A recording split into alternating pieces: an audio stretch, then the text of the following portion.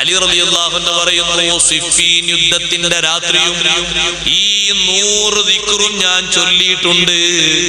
അന്ന് തങ്ങൾ ഞങ്ങളെ കിടപ്പറയിൽ വന്ന് പഠിപ്പിച്ചു തന്ന ദിക്ർ ഒരൊറ്റ രാത്രിയിലും വിട്ടിട്ടില്ല. അതാണ് മുസ്ലിമേ മുസ്ലിമിന്റെ ഉറക്കം. അതാണ് ഉറങ്ങുന്ന സമയത്ത് പൂർണ്ണമായ മുസ്ലിം ആകണമെന്ന് പറഞ്ഞത്.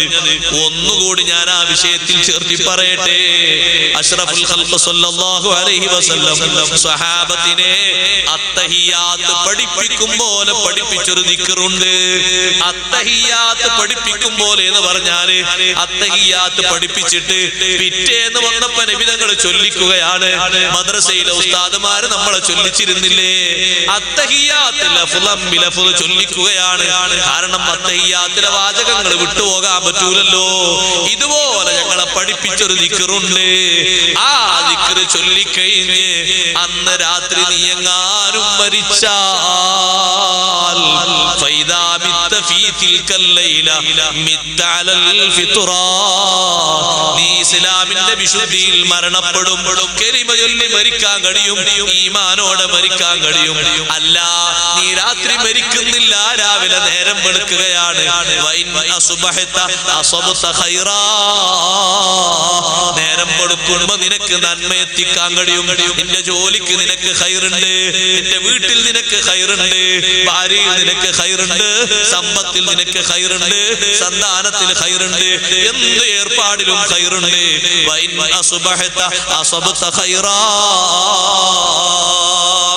അങ്ങനെ നീ ചൊല്ലേണ്ട ഒരു ദിക്റുണ്ട്.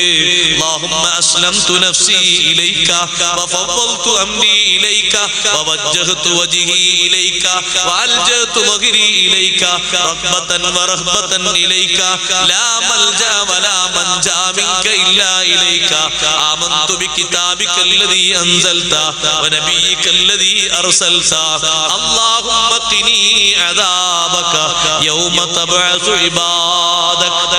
അവസാനം ചൊല്ലി അല്ലാഹുമ്മ തൊട്ടുള്ളത് 3 വട്ടം ചൊല്ലണം. അല്ലാഹുമ്മ ഖിനി അദാബക യൗമ തബ്അസു ഇബാദക. അത് മാത്രം 3 വട്ടം ചൊല്ലണം. ബാക്കിയൊക്കെ ഒരൊറ്റ വട്ടം. അങ്ങനെയാണ് ഹദീസിന്റെ റിപ്പോർട്ടുകൾ ഉള്ളത്. ഈ ദിക്ർ ചൊല്ലാനും നബി സല്ലല്ലാഹു അലൈഹി വസല്ലം പഠിപ്പിച്ചു. സ്വഹാബത്തൊക്കെ ചൊല്ലി പഠിപ്പിച്ച് പിറ്റേന്ന് വന്നപ്പോൾ ഒരു സ്വഹാബി, സ്വഹീഹ് ബുഖാരിയിൽ കാണാം, ഒരു സ്വഹാബി ആ ദിക്റിന്റെ ഒരു കലിമത്ത് മാറ്റി ചൊല്ലി. വനബിയികല്ലദീ അർസൽത എന്നുള്ളടത്ത് വറസൂലിക്കാന്ന് ചൊല്ലി. നബി എന്ന വാചകത്തിനേക്കാളും കൂടുതൽ അർത്ഥമുള്ള വാചകമാണ് റസൂൽ എന്നുള്ള വാചകം. പക്ഷേ നബി സല്ലല്ലാഹു അലൈഹി വസല്ലം പറഞ്ഞു അത് പറ്റൂല. ഞാൻ ചൊല്ലിയ ദിക്ർ എങ്ങനെയാണോ അങ്ങനെ തന്നെ ചൊല്ലണം. വനബിയികല്ലദീ അർസൽത കിതാബന്തു ബികിതാബികല്ലദീ അൻസൽത വനബിയികല്ലദീ അർസൽത. നബി തന്നെ ചൊല്ലണം, റസൂലും ചൊല്ലിയാ പറ്റൂല. നിങ്ങൾ നോക്കി, ഇതൊക്കെ ചൊല്ലി ഉറങ്ങുന്ന ഒരാളാണ് ശരിക്ക് ഉദ്ഖുലൂ ഫിസ്സിൽമി കാഫ, ഉറക്കത്തിൽ ഇസ്ലാം പാലിച്ചാണ്. ഉറങ്ങാൻ കിടക്കാൻ ഒന്നുമില്ല, മിസ്വാക്കുമില്ല, ഭക്ഷണം കഴിച്ച ശരിക്ക് പല്ലും കൂടി തേച്ചില്ല, കൊപ്പിടിച്ചുകൊണ്ടില്ല, നേരെ പോയി എല്ലാം പൂർത്തിയാക്കണം. അല്ലാഹു തൗഫീഖ് നൽകട്ടെ. ചിട്ടപ്പെടുത്തിയ ഉറങ്ങുന്ന റൂം നല്ല വിസർജിക്കുന്ന റൂം പോലെയാകട്ടെ. ഉറങ്ങുന്ന റൂം നല്ല വൃത്തിയും നല്ല അത്തറും തേച്ച് നല്ല സന്തോഷമുള്ള വൃത്തിയുള്ള വസ്ത്രം ധരിച്ച് കിടക്കണം. എന്നും വൃത്തിയുള്ള വസ്ത്രം ധരിക്കണം. ഈങ്ങിച്ചടച്ച് വാസനിക്കുന്ന വസ്ത്രമല്ല. പുതപ്പ്, വിരിപ്പ്, തലയിണ ഇതൊക്കെ എന്നും 3 പ്രാവശ്യം കൊടയണം. സുന്നത്താണ്. കട്ടിലിടേണ്ടതും ഖിബില ഭാഗത്തേക്കായി റെഡിയാക്കണം, അതും സുന്നത്താണ്. അത്തർ തേച്ച് കിടക്കണം. കിടക്കുമ്പോൾ തന്നെ കിടക്കത്തിന്റെ തുടക്കത്തിലുള്ള രൂപം ശരിയാക്കി കിടക്കണം. ഒന്നും മാറാൻ പറ്റില്ല. രാവിലെ എണീറ്റ ഉടനെ തന്നെ ദിക്ർ ചൊല്ലി അൽഹംദുലില്ലാഹില്ലദീ അഹ്യാനാ ബഅദമാ അമാതനാ വഇലൈഹിൻ നുശൂർ. കിട്ടാത്തവർ അൽഹംദുലില്ലാഹ് എങ്കിലും ചൊല്ലിയിട്ട് പിന്നെ ആദ്യം എന്ത് ചെയ്യണം? അൽഹംദുലില്ലാഹ് പിന്നെ ആദ്യം എന്താ ചെയ്യാ? ദിക്റില്ല പിന്നെ ആദ്യം എന്താ ചെയ്യാ? മൂത്രിക്കാൻ പോലെ അല്ലേ? നമ്മുടെ മൂത്രിക്കലില്ല ആരും. ദിക്ർ ചൊല്ലിക്കഴിഞ്ഞാൽ നമ്മളൊക്കെ സ്വഭാവം അങ്ങനെ പെട്ടെന്ന് നമ്മൾ മൂത്രിക്കാം, അല്ലെങ്കിൽ വിസർജന സ്ഥലത്തേക്ക്. ചില ആൾക്കാർ വെള്ളം കുടിക്കും. എണീറ്റ ഉടനെ ദിക്ർ ചൊല്ലിക്കഴിഞ്ഞാൽ ആദ്യം ചെയ്യേണ്ടത് അഷ്റഫുൽ ഖൽഖ് സ്വല്ലല്ലാഹു അലൈഹി വസല്ലം പറഞ്ഞു, 2 കൈ 3 പ്രാവശ്യം കഴുകണം. ഇത് ഉളൂവിന്റെ സുന്നത്തല്ല, ഉറക്കിൽ നിന്ന് എഴുന്നേറ്റ സുന്നത്താണ്. 2 കൈ 3 പ്രാവശ്യം കഴുകണം. 3 പ്രാവശ്യം വായിൽ വെള്ളം കൊപ്പിക്കണം, 3 പ്രാവശ്യം മുഖം കഴുകണം. എന്നിട്ടാണ് ബാത്റൂമിലേക്കും തണ്ടാസിലേക്കും വിസർജന സ്ഥലത്തേക്കൊക്കെ പോകണ്ടേ.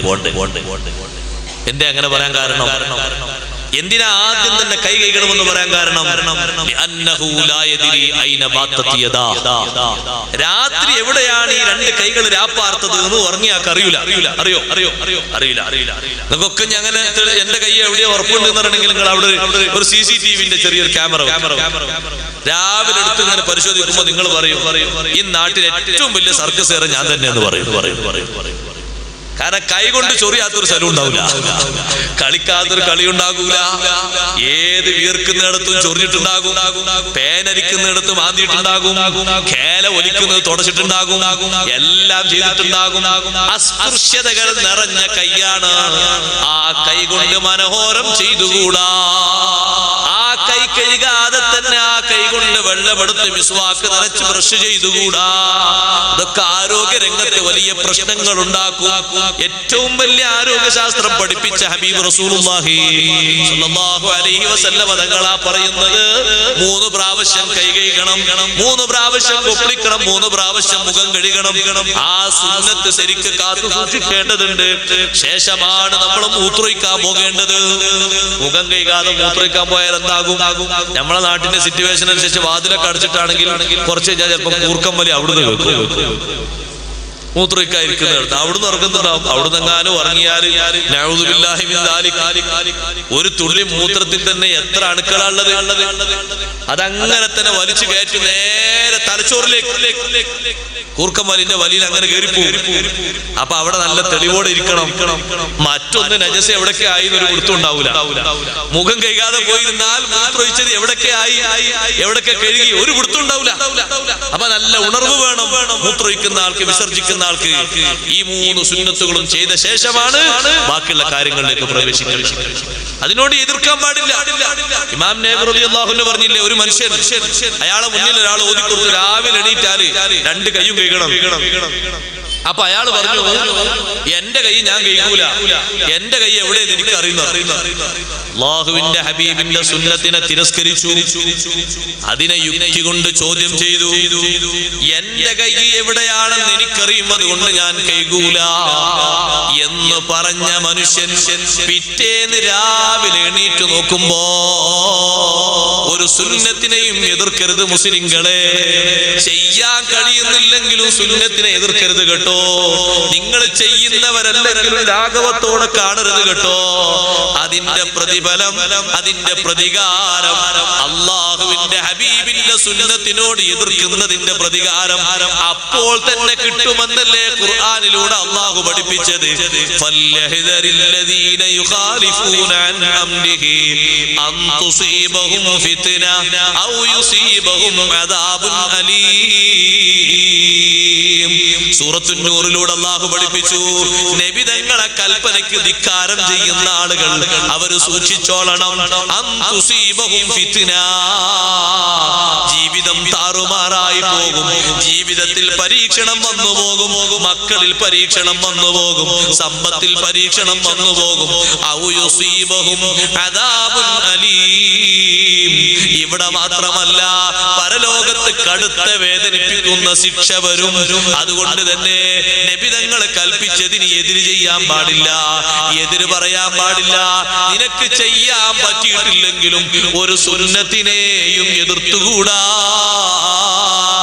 അതിന്റെ ഭൗതികമായ വീക്ഷണം വെച്ചുകൊണ്ട് നീ ചോദ്യം ചെയ്തുകൂടാ. അത് യുക്തിഭദ്രമല്ലെന്ന് പറഞ്ഞുകൂടാ. നിന്റെ ബുദ്ധിക്കൊരു പക്ഷേ യോജിക്കുന്നില്ലെങ്കിലും അങ്ങനെ ഒരു സുന്നത്തുണ്ടെന്നുള്ളത് നീ അങ്ങ് അംഗീകരിച്ചോളണം. കാരണം ലോകത്തെ ഏറ്റവും വലിയ ബുദ്ധിമാൻ, ഏറ്റവും വലിയ ജ്ഞാനി, ഏറ്റവും വലിയ ഇൽമുള്ള ആള്, ഏറ്റവും വലിയ അമലുള്ള ആള് മുഹമ്മദുർ റസൂലുള്ളാഹി സ്വല്ലല്ലാഹു അലൈഹി വസല്ലം തങ്ങൾ പറഞ്ഞൊരു കാര്യത്തെ നിന്റെ ഈ ചെറിയ ബുദ്ധി കൊണ്ട് അളക്കാനും ചോദ്യം ചെയ്യാനും അവകാശമില്ല.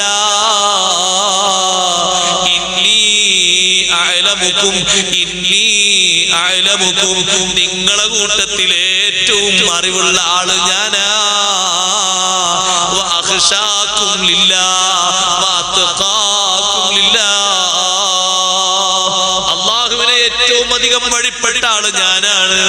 ഏറ്റവും അധികം പേടിച്ച ആള് ഞാനാണ്.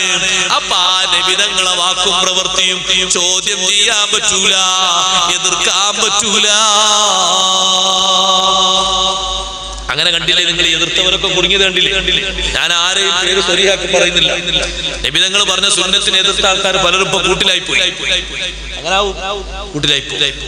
മുമ്പ് ഒരാള് ഉറുദുവിലൊക്കെ പ്രസംഗിക്കണ ആളാണ്. അയാൾ മുമ്പ് പ്രസംഗിച്ചപ്പോ ഒരിക്കൽ പറഞ്ഞു അയാളിപ്പോ കൂട്ടിലാണ്. അയാൾക്കിപ്പോ പല രാജ്യത്തേക്കും പോകാൻ കഴിയില്ല, കോടതി വിലക്കാണ്. അയാൾ മുമ്പൊക്കെ പ്രസംഗിച്ചപ്പോ അയാൾ ഉറുദുവിൽ പ്രസംഗിച്ചപ്പോ അയാൾ പറഞ്ഞു, ഉറുദുക്കാരനാണ്.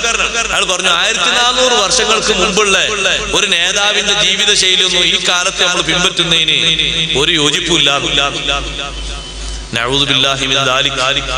ഒരു ചെറിയ ബുദ്ധിയുള്ള മനുഷ്യൻ പറയും, ഒരു അമുസ്ലിം പറയൂല, ഒരു ഹൈന്ദവ സഹോദരനും ക്രൈസ്തവനും പറയൂല. മുസ്ലിം പേരുള്ള ഒരാൾ പറഞ്ഞതാണത്. അയാൾക്ക് ഫിത്ന വന്നുപോയി. ലോകത്തൊട്ടാകെ നടന്നിട്ട് ആൾക്കാർ ഇസ്ലാമിലേക്ക് കൊണ്ടിരുന്ന ആളെന്നാ പറഞ്ഞിരുന്നത്. അയാൾക്ക് വിലക്ക് വന്നുപോയി. അങ്ങോട്ടും പോകാൻ പറ്റൂല. അങ്ങോട്ട് വാലും പിടിക്കും, ഇങ്ങോട്ട് വാലും പിടിക്കും. നബി സല്ലല്ലാഹു അലൈഹി വസല്ലം തങ്ങളെ സാധാരണക്കാരനായി ചിത്രീകരിച്ച ഒരാളുണ്ട്. ആൾ പറ്റ കുടുങ്ങിപ്പോയി.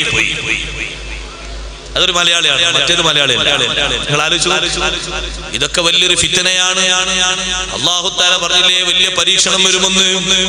ഈ മനുഷ്യൻ നബി സല്ലല്ലാഹു അലൈഹി വസല്ലം തങ്ങളുടെ സുന്നത്തിനെ എതിർത്തപ്പോ കണ്ടോ നിങ്ങൾ കിട്ടിയ അദാബ് ചില്ലറയല്ല. ഇമാം നവവി റളിയല്ലാഹു അൻഹു പറയുന്നു, രാവിലെ എണീറ്റ് നോക്കുമ്പോ എന്റെ കൈ എവിടെയാണെന്ന് എനിക്കറിയുമെന്ന് പറഞ്ഞ ആളില്ലേ, അയാളെ 2 കൈയും മുട്ടിന്റെ ഭാഗം വരെ പിൻദ്വാരത്തിലൂടെ കേറിപ്പോയിട്ടുണ്ട്. നമ്മൾ ശരിക്കും മനസ്സിലാക്കണം, ഒരു സുന്നത്തിനെയും കൊച്ചാക്കരുത്, ഒരു ആമിനെയും വികർത്തരുത്, ഒരു മുത്തല്ലിമിനെ പോലും നിസ്സാരവൽക്കരിക്കരുത്.